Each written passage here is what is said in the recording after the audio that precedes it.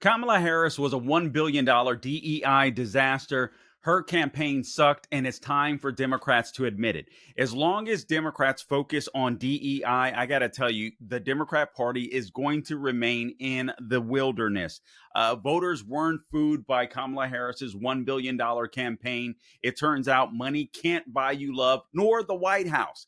All the image changing that she tried to do, trying to pretend as if she was a moderate rather than a radical leftist, simply did not work. Now you have the Democrat Party playing the blame game, but they have no one to blame but themselves. I'll go through all of that and more coming up on this edition of the Carl Jackson Show podcast. This is your daily dose of objective truth in a world of confusion and lies. Please make sure you subscribe to the podcast wherever you go to get your podcast: Apple, Google, Spotify, YouTube, and Rumble. Por favor.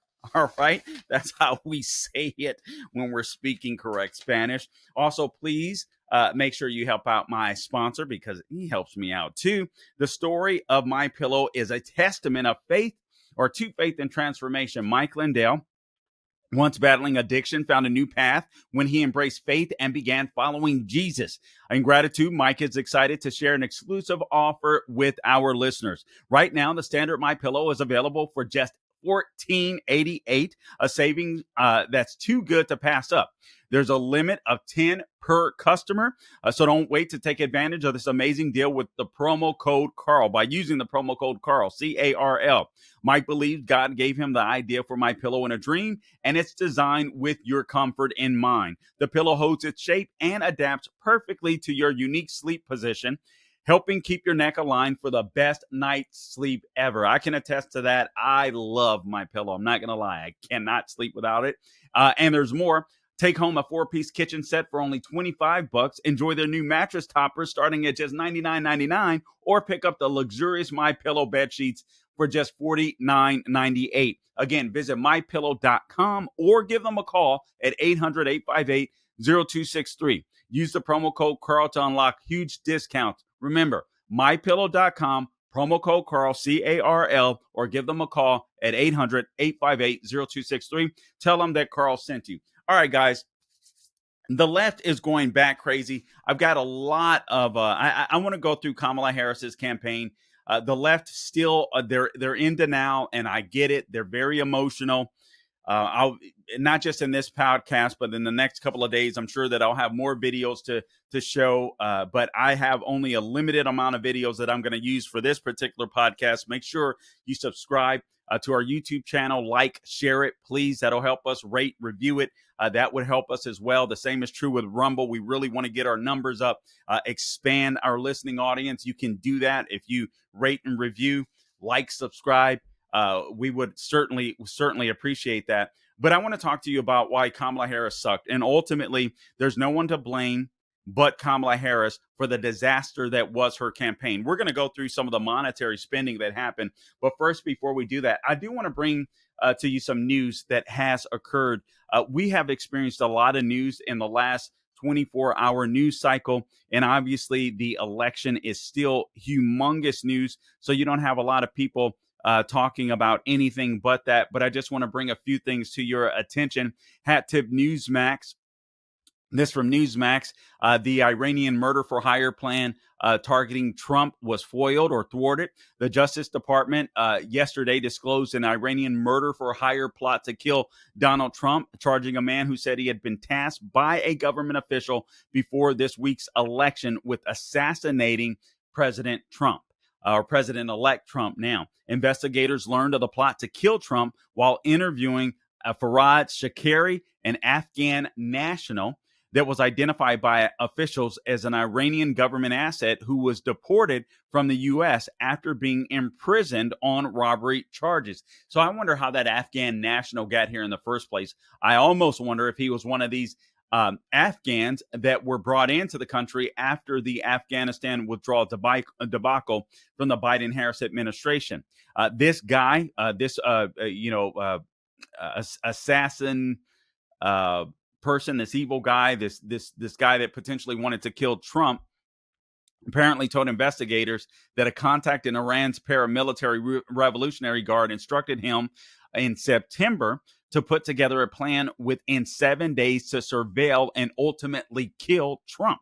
This, according to a criminal complaint unsealed in federal court in Manhattan. I wonder why they decided to unseal that all of a sudden. Like, they had this information at least in September. Can you, Gabe? Do you know why they all of a sudden decided to unseal this information? I'm wondering if something changed. Oh, yeah, that's right. That's right. We had an election. I forgot about that. Anyway, all right. So, Trump, according to a criminal complaint, blah, blah, blah, unsealed. All right. So, two other men who the authorities say were recruited to participate in other assassinations. Wow. Including a prominent Iranian American journalist, were also arrested Friday. Man, it's maybe we shouldn't have um Iranian non-citizens. I don't know. I mean, just a thought. So he was arrested. Shakari remains in Iran. There are few actors, this according to Merrick Garland, in the world that pose as grave a threat to the national security of the United States as does Iran. This is really shocking to hear, given the Biden-Harris administration has basically funded their war, their proxy wars against Israel by giving them all this money, by giving them all that sanction relief. So this is amazing. The plot with the charges unsealed just days after Trump's defeat of Democrat Kamala Harris reflects what federal officials have described as ongoing efforts by Iran to target U.S. government officials, including Trump, on U.S. soil. Last summer, the DOJ charged a Pakistani man with ties to Iran and a murder for hire plot. So this is a different case from the one that we heard about this summer. In more news, Jack Smith has signaled, actually, he has just basically ended his persecution, his J6 persecution against Trump. Hat tip, just the news. Special prosecutor Jack Smith signaled Friday he may end his January 6th election interference prosecution against Donald Trump, asking for a month delay in the case to consider options in the aftermath of the elections. For those of you that do not know, Trump said that he would fire him within 2 seconds of him becoming sworn in, to be president of the United States. That's a little too long for me. I would prefer 1 second. But anyway, he's basically out. This case is basically done. Smith specifically mentioned Tuesday's election that returned Trump to the White House and seeking the delay. My understanding is a president-elect or president cannot be brought up on such charges. And we know these charges were false in the first place. So this case is going by the wayside. The DOJ, quote, respectfully requests that the court vacate, this is Smith writing this, vacate the remaining deadlines in the pretrial schedule to afford the government time to assess this unprecedented circumstance. Now, it was unprecedented when he raided Mar-a-Lago, too. The delay, his team noted, would give prosecutors time to, quote, determine the appropriate course going forward, consistent with DOJ policy. You can read the full memo. Justin, who says the action was not surprising. DOJ has a long policy against prosecuting sitting presidents, and sources told multiple news outlets that the DOJ was looking for a way to wind down the prosecution. Smith, in early October, submitted a filing to District Judge Tanya Chutkan, who is a radical that can't stand Trump, arguing that Trump's conduct ought not fall under the scope of presidential immunity, despite the fact that the Supreme Court has already decided on this issue. And by the way, that immunity, for all you left-wingers out there, that goes for every president. So when Joe Biden sicked the DOJ on President Trump, he can't be prosecuted for that as well. When President Biden, or actually Vice President, he should have been prosecuted for that, as Vice President, using that office and using his son to enrich himself and his family, Joe Biden is subject to this very immunity as well. So the lengthy filing drew rebuke from Trump, who called it falsehood-ridden and unconstitutional. But basically, the case has been dropped, and that's important. That's what you need to know. In other news, and I'm going to play this video for you. If we could roll video clip number 10. Do you guys know what a pogrom is? I got to admit, I had never heard of this term until I listened to Joe Biden. But for those of you that live in the United States, that think that you suffer under bigotry because of the color of your skin, your ethnicity, I'm sorry, Jews have it much. Jews have it much worse than you do. It's just a fact. Uh, around the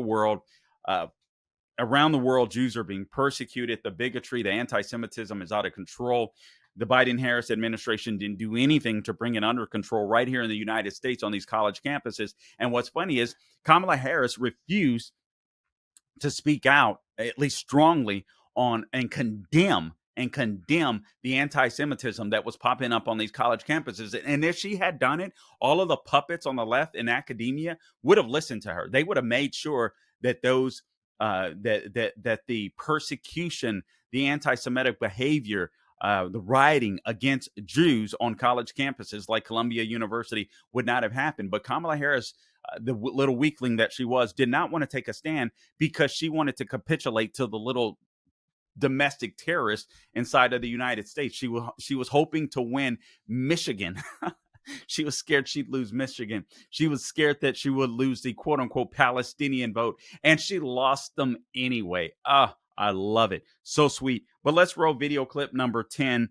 This is a reporter from Amsterdam just showing a small clip of what some Jewish, I guess, soccer player fans were experiencing on the streets of Amsterdam because they were celebrating with a flag, a Jewish flag or an Israeli flag, excuse me. The fact, celebrating their team. Even though their team lost, they were out there celebrating and they had no idea they would suffer this. So much so that they would have to, some of them have to run into waters or canals to escape beatdowns. Let's roll this video clip number 10, please, Gabe. But first, the streets of Amsterdam. Vision reportedly showing Jewish soccer fans hunted like animals. I'm going to show you a bit, but a warning, it is very distressing.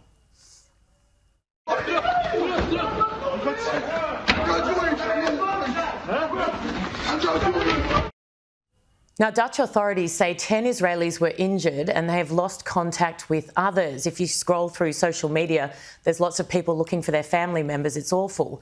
The Israeli government says it's sending aeroplanes to rescue its people. Prime Minister Benjamin Netanyahu is understandably said to be horrified. The Israeli National Security Council is telling Israelis and Jews to lock themselves, yes, in their hotel rooms, avoid the streets, and not to wear anything that might show people who they are. Just going to go off script here for a second. You know the thing I actually wanted to say at the top of the show this week? I wanted to look down the barrel of this camera and say to every Jewish person watching, every Israeli person, to be proud, to walk around, tell people they're Jewish, to wear their stars, to show their faith, to be proud, not to hide it. And then I see this and I think, I can't say that. I cannot say to people to be proud and walk proudly, because look what happens. Now, Geert Wilders, who leads the biggest political party in the Netherlands, said, looks like a Jew hunt in the streets of Amsterdam. Now, I repeat, we still don't have verification from authorities on everything, but come on. Mobs of violent thugs chasing and surrounding terrified innocent people, beating them, striking them, kicking them. Again, it's distressing, but we must not look away. Hey, kijk politie. Hoor je dit?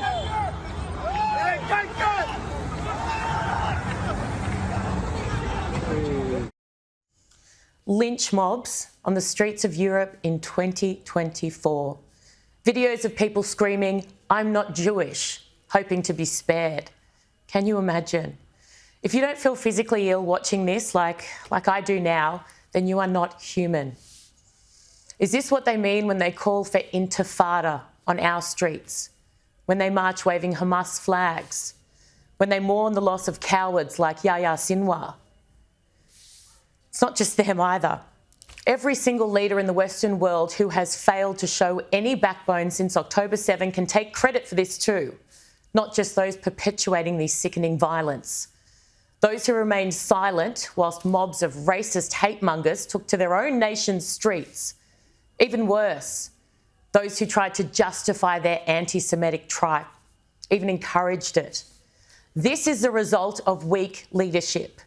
This is the result of so many in power either staying silent or appeasing the mobs. This is the result of empowering and emboldening terrorists, not just those in Gaza or Lebanon, but in Europe, Still think it's far away? Still think this won't happen in Australia, America, the UK?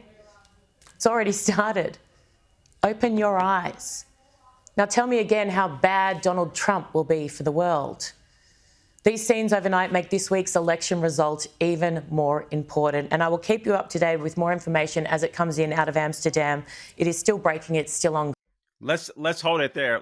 Let's hold it there. I got to be honest with you. I didn't realize the clip ran that long, but it was so good.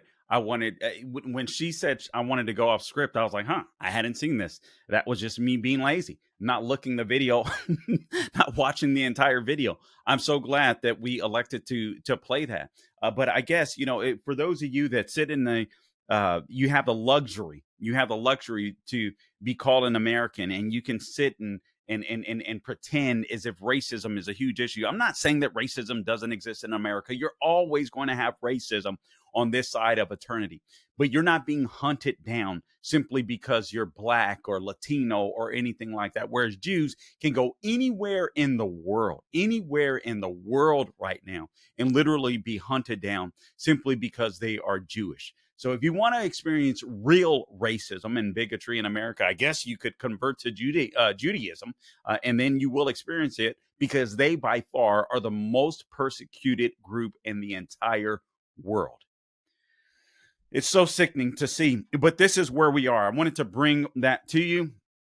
Just bring some of that news to you. The left is still in disarray. I mean, they are absolutely insane. Oh, I'm so glad that I saw this. There was another story that I want to bring to your attention, originally reported by the Daily Wire. At least that's where I originally saw it. So apparently FEMA blocked rescue aid packages from homes with Trump signs right here in my state of Florida.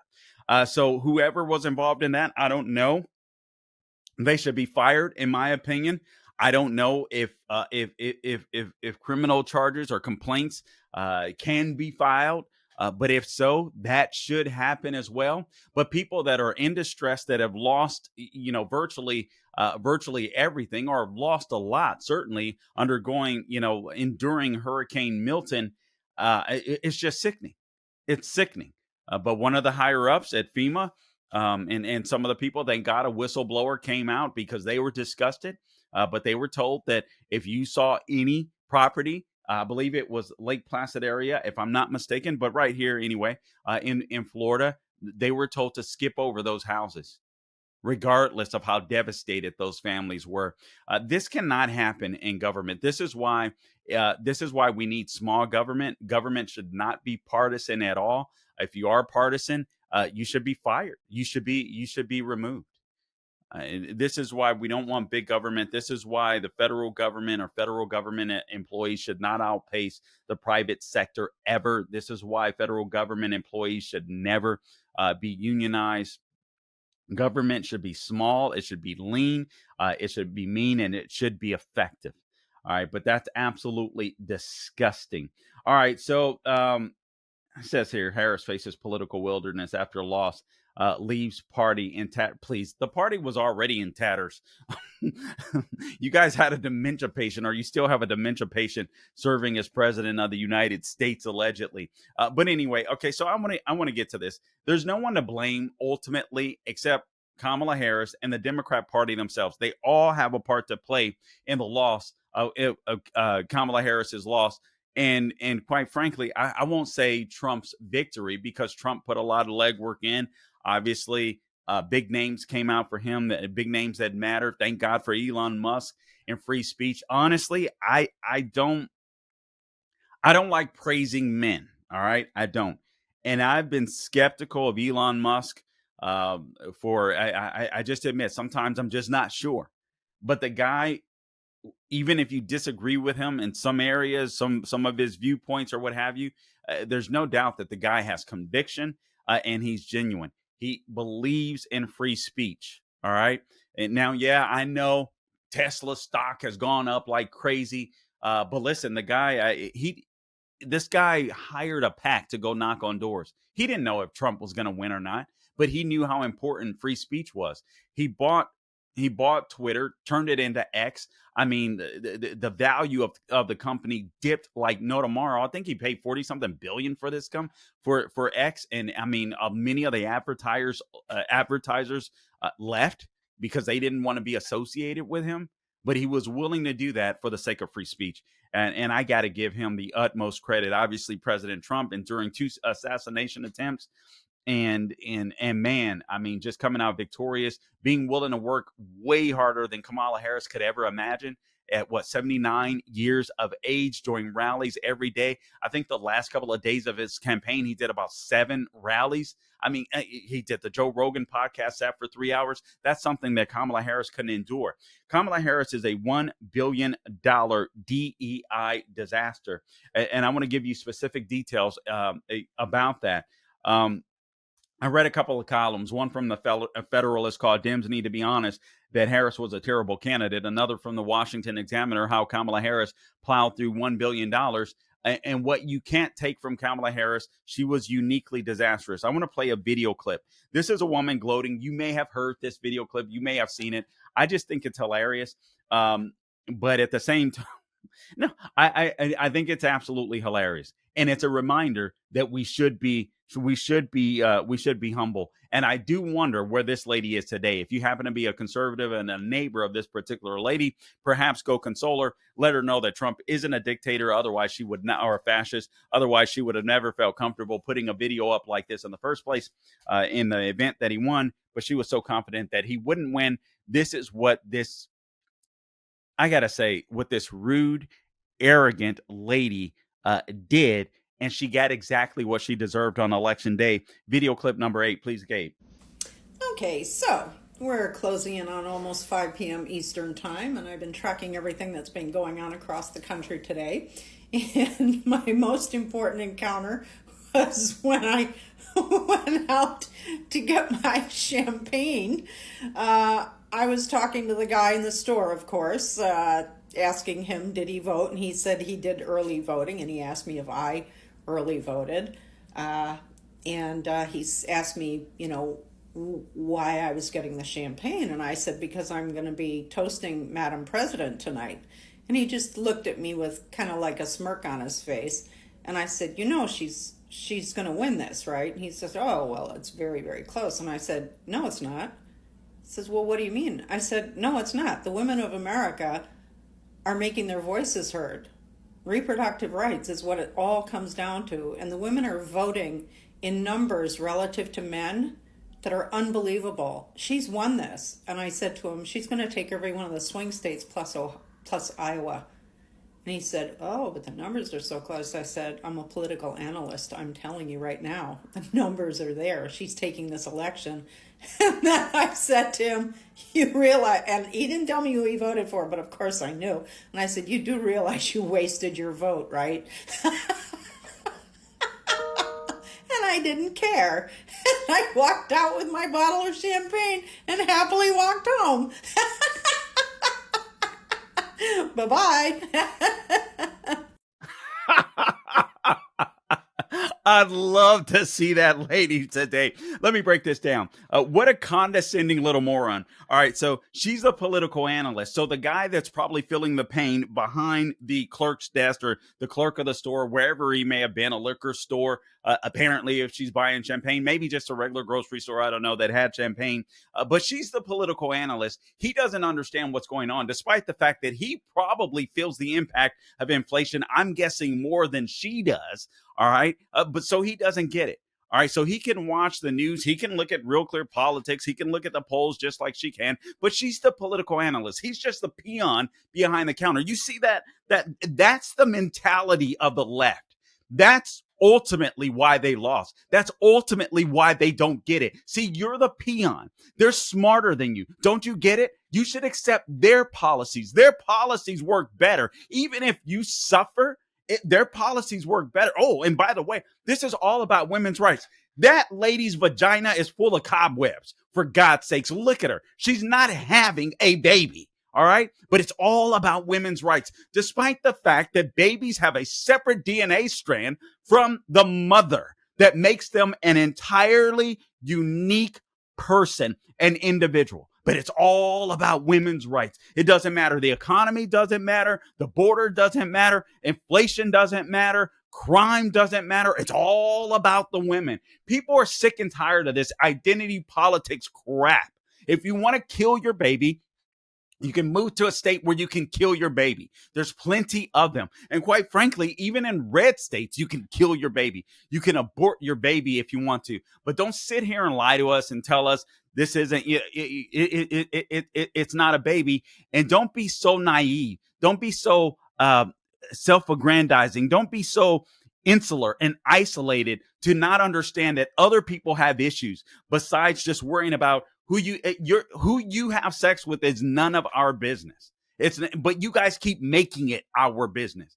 And we're telling you, we want to stay out of it. We don't want to pay for your abortions. If you're so concerned about abortion, tell the dude to wear a condom, for God's sakes.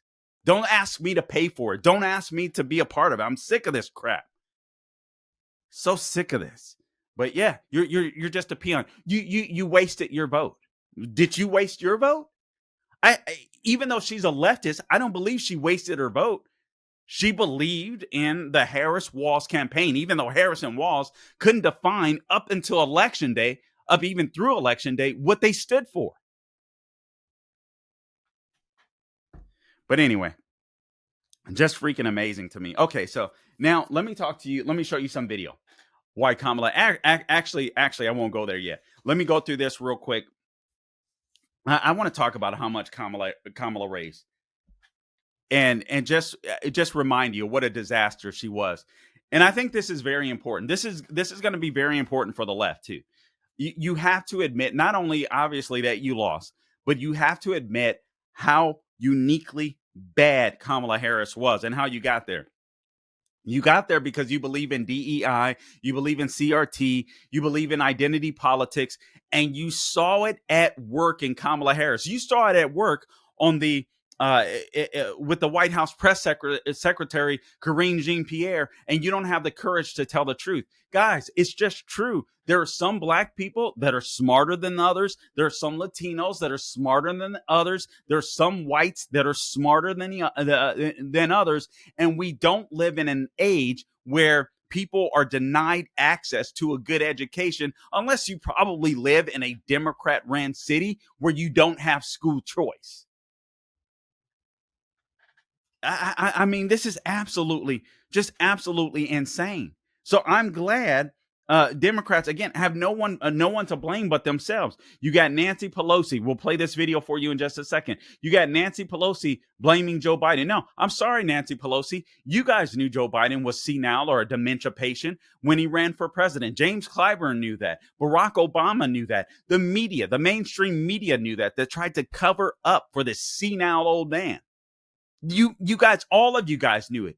So you have no one to blame but yourselves. And I'm talking about the entire DNC apparatus. Everybody from the politician to mainstream media to the political elites like the Obamas of the world, like the Hollywood elites.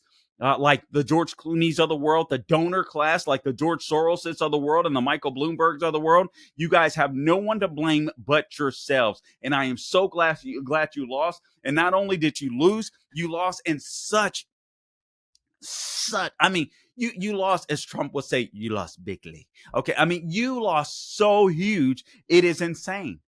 You have no one but to blame but yourselves. Now, in 2 years, Republicans are likely going to get our butts kicked in the midterms. That's how it typically works. But I'm not sure it's going to work that way this time. Obviously, Republicans better accomplish something as soon as Trump gets in because he has won a mandate. I mean, the guy, literally 312, as we stand right now, 312 electoral votes. The guy has more votes than he had in 2020. He's won all 7 battleground states, and we haven't even finished counting votes yet. What the heck are you waiting for? California, Arizona, and Nevada. I mean, get your crap together, por favor. I don't believe these states should have the right to hold the rest of the United States up in their vote counts. If you want to take 2 years counting your state elections, so be it. Don't hold up the rest of the country when it comes to federal elections. Something should be done about that. That's just me ranting. But Kamala Harris was a complete disaster. Again, Democrats are blaming each other and American people for their loss. And I think ultimately the buck stops with Kamala Harris. She was a horrible, horrible candidate. And frankly, again, going back, you guys are obsessed with identity politics. Stop. Stop. If you want the world to be an equal place, stop this equity crap. If people don't work as hard, they don't deserve to go as far. I mean, it's really as simple as that. Kamala Harris is an entitled, she has been an entitled brat through her childhood, likely, and all the way up through adulthood. And you guys are trying to, I don't know, cover for her for what? I don't believe in kissing any politician's butt. You shouldn't be kissing her butt, as this gentleman from the Federalist wrote. But if you're going to kiss someone's butt, it may as well be someone like Trump that's successful. And I don't believe in that. But at least he has something to accomplish. Kamala Harris, to this day, all the way up through the election, all the way through her vice presidency, she showed that she could not string a sentence together. Now, there were times where she really did seem lucid when I watched previous video of her. But even still, it's not like she could expound on these major ideas. It's not like she was a left-wing philosopher of sorts like I'd imagine her Marxist father was. This was a lady that was on the left, and every time I watched old video of her speaking like a radical, she was clear. But she had to adapt. See, the problem with left-wing radicals and these DEI hires like Kamala Harris, when they go through the obstacle course of places like California, you know what I mean, where their viewpoints are never questioned. It becomes, they don't get any training. Their lives are so insular, just like this lady, the Champagne lady their lives are likely so insular. They don't relate to the average American. They haven't been told no. And then everyone that disagrees with them are evil somehow. So Kamala Harris had never gone through a gauntlet outside of California. She's been a state attorney general, whatever it was, elevated to, sat on a couple boards thanks to downtown Willie Brown, became the senator of California, all as a left-wing radical, the most radical leftist voting record in the entire Senate, to the left of Bernie Sanders. And then she's elevated to the Democrat. There was no democratic process. You guys elevated her to become the Democrat nominee, where she didn't have to go through a primary process. And this is what you get. Don't blame Joe Biden because Joe Biden endorsed her. Yeah, I think that was a screw you to Nancy Pelosi and Barack Obama. You guys didn't have to do it. The media showed that if they wanted to launch a pressure campaign to get Joe Biden out of the race, they could have done it. You guys didn't want to do it until that debate that occurred on June 7th, when you were like, oh crap, Trump just ate his lunch, and it's likely he's going to continue to eat his lunch during election or through election day. And I'll say this. I really believe that if Democrats would have kept Joe Biden in, he would have done a much better job than Kamala Harris. I'm still looking at numbers roll in on Real Clear Politics. She got her butt kicked, and deservingly so. The chick is a disaster. 60 Minutes interview. They may have let her redo plenty of her answers. She sucks so bad. We don't know this because they won't tell us the truth. And then she was compared to the character on Veep because she just seemed like a complete and utter ditz. And then there was her interview. Actually a couple of interviews, but there was her interview on The View. This is video clip number 12. I want to run it because a lot of people are saying this is what lost her the campaign. I don't agree with that, but I understand why people would say that. I think her campaign in total was just a complete and utter disaster. I thought this was a starting point. Obviously, it's a point that you can point back to where she didn't differentiate herself from Joe Biden, but there were other interviews, the Oprah interview, but obviously there wasn't one soundbite that you can glom onto. This one makes it easy. But I think the media and her $1 billion gave Kamala Harris plenty of opportunity to show herself, to be able to express herself, to be able to identify what she was fighting for, and the chick was never able to do it. But here's video clip number 12. This is what many attributes, and I'm not saying that I necessarily disagree. I guess I should say, I just don't think it was this one thing. But here it is, video clip number 12, por favor, Gabe. Well, if anything, would you have done something differently than President Biden during the past 4 years? There is not a thing that comes to mind in terms of, and I've been a part of most of the decisions that have had impact. Okay, so there's nothing that comes to mind, and I've been a part of the decisions that have had impact or major impact. She was a disaster before that interview, and so when she sat down for that interview, they were hoping she would say something different. So they were trying to give her an opportunity there, I think, to pivot and to say, listen, to try to bounce away from Joe Biden or separate herself from Joe Biden. And a lot of people are saying, or a lot of conservatives, my colleagues have said, it's because she was being loyal to Joe. She wasn't loyal to Joe Biden. And Simone Sanders said, we witnessed a public stabbing right in Joe Biden's front. She wasn't loyal to Joe Biden. She was part of the coup. They wouldn't have had the leverage to do what they did without Kamala Harris's permission, because she's the VP. She could have invoked the 25th Amendment. She decided not to do it. Now, here's Kamala Harris. I want to take you back. This is Kamala Harris saying that she has no regrets. This was her very first interview after she hid for 5 weeks. This was her first interview with, I forget the chick's name now, Dana Bash of CNN. Here's video clip number 9. Let's roll that, please, Gabe. President Harris, you were a very staunch defender of President Biden's capacity to serve another 4 years. Right after the debate, you insisted that President Biden is extraordinarily strong. Given where we are now, do you have any regrets about what you told the American people? No, not at all. Not at all. I have served with President Biden for almost 4 years now, and I'll tell you, it's one of the greatest honors of my career, truly. No regrets. Man, she looked so much younger. That was a few months ago.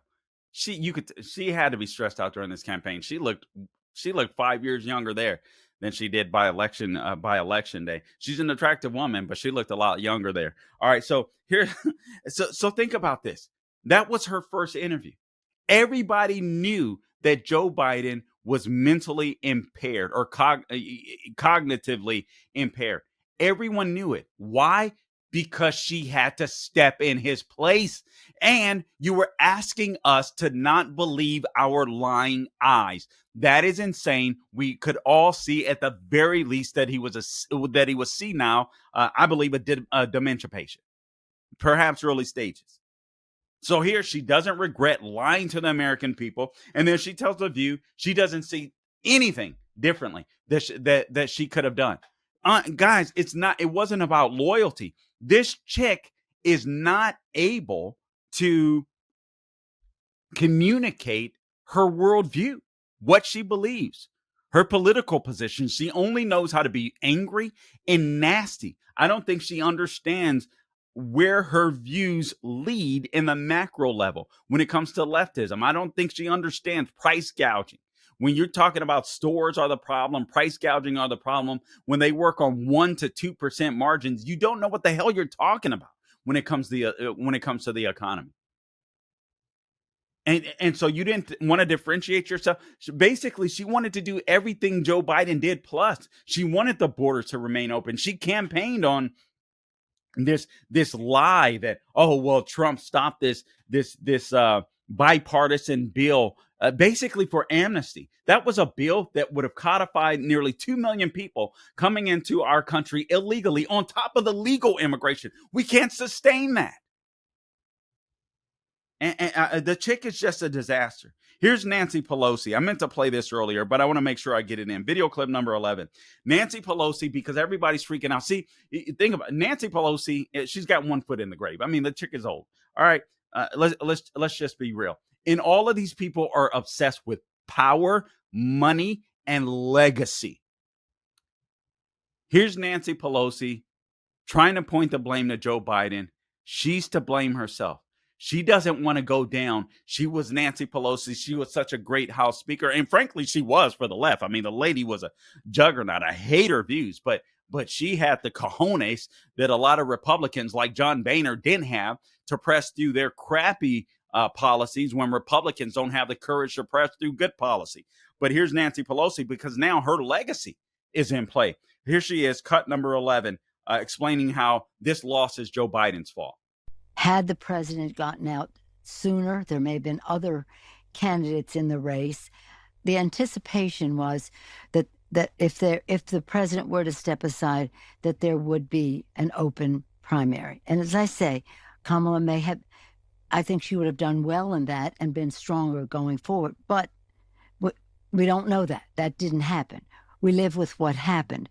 And because the president endorsed Kamala Harris immediately, that really made it almost impossible to have a primary at that time. If it had been much earlier, it would have been different. Okay. All right. Basically, she gave up their plan. Even before blaming Joe Biden, basically their plan was to usher in Kamala Harris. That was their plan. And then I guess step 2 was, okay, now that we've kicked them out, now that we've pressured them out, you should have an open primary. Who are you, Nancy Pelosi? You're not even in office anymore. So screw you. I'm glad Joe Biden did what he did. Now, he would have lost anyway. And quite frankly, I'm pretty confident that any Democrat you would have, whether it's the guy in Pennsylvania, Josh Shapiro, I'm confident he would have lost too. And I think he's the best you have to offer, whether it's Gavin Newsom, Gretchen Whitmer. I am not impressed by either one of them. Maybe a lot of Democrats are. Obviously, Gavin Newsom can lie through his teeth. I mean, he's a sociopath, in my opinion.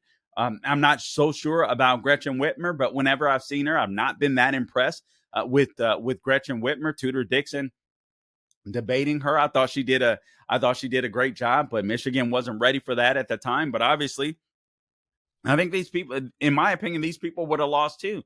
But I do believe they would not have lost as badly as Kamala Harris. Now, Kamala Harris is so bad. Let me just close up with this. I want to take you through her spending. And I just want to show you, this isn't just Kamala Harris too.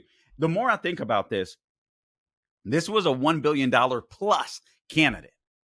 $1 billion. Guys, that's unheard of in politics. I think Hillary Clinton, if I'm not mistaken, was about 600 million. And we had never heard of anything like that. We're like 600 million for a president. This is unheard of. And she lost, but it was close. $1 billion. It wasn't even close. Why wasn't it close? Honestly, because Kamala Harris is a Democrat and she acts like a Democrat and a Democrat politician. Here's what I mean. A record-setting $1 billion plus in just 3 months. But ultimately, it didn't matter. Remember, Trump had his own history. That was history. $1 billion, 3 months. I can't lie. That was like, holy crud. And when she came out the gate, you guys might remember, when she first came out the gate, when she first stole this nomination from Joe Biden, I mean, the polls went up. They didn't go up, extravagantly. It wasn't a huge impact, but it was enough, right? Joe Biden was losing to Trump. She gets in the race and she ascends, at least in the polling. She ascends over Trump in the polling. And Trump campaign, if you remember correctly, the first 2-3 weeks, they couldn't get their footing. It was like Trump was just like, oh my God, he was so used to battling against Biden and taking on Biden. It's like he couldn't get it straight in his mind. Hey man, you better shift, and you better shift fast because you got a new candidate in front of you. Finally, that shift began to happen with Trump. So $1 billion spent. Trump survives 2 assassination attempts, and now he becomes the only or the second president in U.S. history to serve non-consecutive terms, defeating Kamala Harris in all 7 battleground states. This is phenomenal. So he made history himself. So all of these people like Nancy Pelosi, they only have themselves to blame, and it's the entire apparatus. But I blame Kamala Harris ultimately because she was their leader. She was their leader.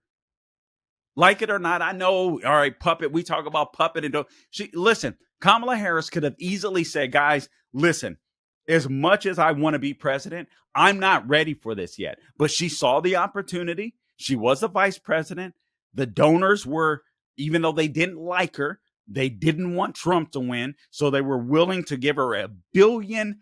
The George Soroses, the Michael Bloombergs, there's some other ones. There's a bunch of dark money and that $1 billion as well. But they only have themselves to blame. And it's not just Kamala Harris, it's the policies. It's like this champagne lady. All she's worried about is the cobwebs in her vagina and whether or not a baby could pass through. And obviously at her age, a baby can't. But other people, the other 99% of Americans, are worried about, can I put food on my table? Can I put gas in my car? Can I keep this roof over my head? These people can't relate. They're so myopic when it comes to their political issues. They can't relate to anybody else that doesn't think like them. It's amazing. Here's some of the stats on the spending. And the voters weren't fooled by this $1 billion. From July 22nd to Election Day, Kamala Harris spent, listen to this, $654 million from July 22nd. That's 3 months, guys. She spent $654 million on ad buys compared to Trump's $378 million. By mid-October, the Harris campaign has spent $880 million compared to Trump's. Now, why is this necessary? This is an important point. How could she blow through $1 billion? You know, she went in debt in her campaign. The most the campaign has ever raised. You know, she went in debt. I'll get to that in just a second. Because she doesn't know how to manage money outside of government. I'm sure in her own life. I mean, listen, she and her husband are rich. I'm assuming, I don't know, but I assume he may handle the books. I mean, he's rich. He's an entertainment lawyer. She's rich. She comes from a family of money. She's had some great jobs over the years. So they're both wealthy and wealthy together. But she's not run a business. Her husband, I believe, was a partner in the law firm. So he might understand some. But she's not run a business. I don't even think she worked at McDonald's. She was never able to prove it.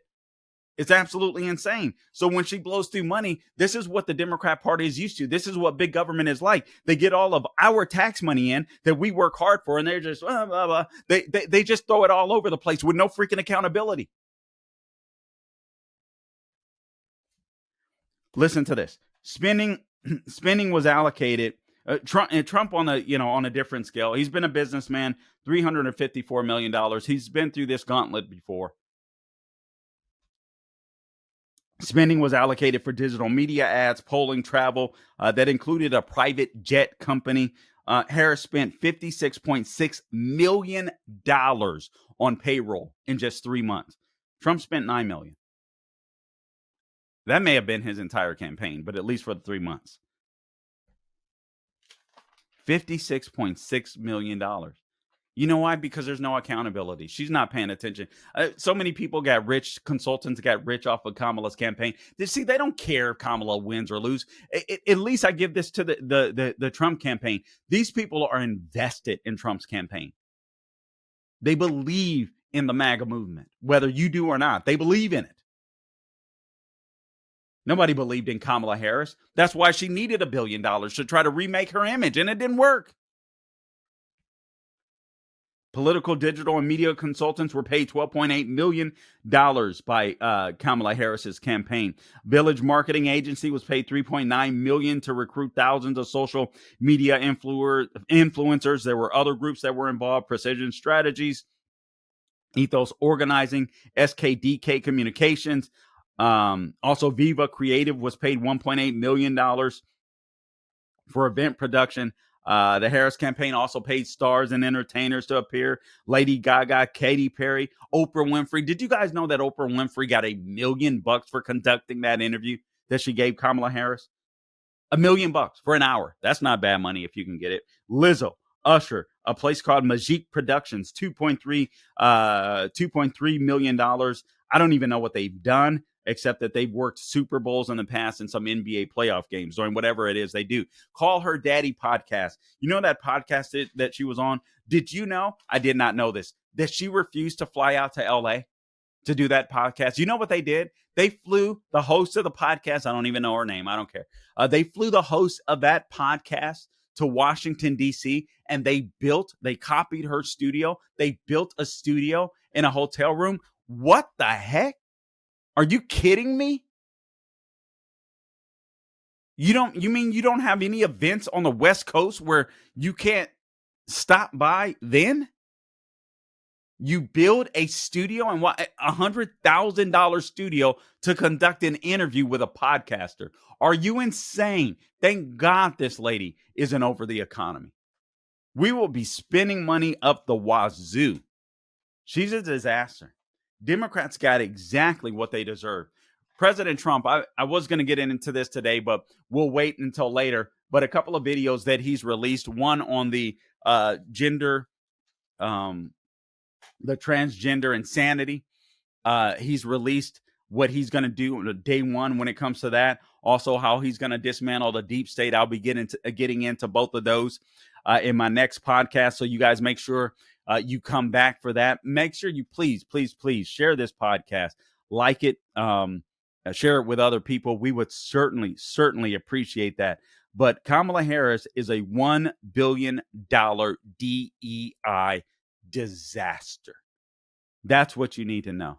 And I tell you what, as long as Democrats keep focusing on this DEI, this identity politics crap, they're going to continue to wander in the wilderness. They're going to continue to wander in the wilderness because you're going to get more people like Karine Jean-Pierre. You're going to get more people like Kamala Harris that are incapable of communicating what they believe and why they believe it. Astonishing. All right, guys, listen, I appreciate you tuning in to this edition of the Carl Jackson Show, your daily dose of objective truth in a world of confusion and lies. Please follow me on all things social media at the Carl Jackson Show. Again, subscribe to the podcast wherever you go to get your podcast, The Carl Jackson Show, por favor. All right, and until next time, do not grow weary doing good. God bless you.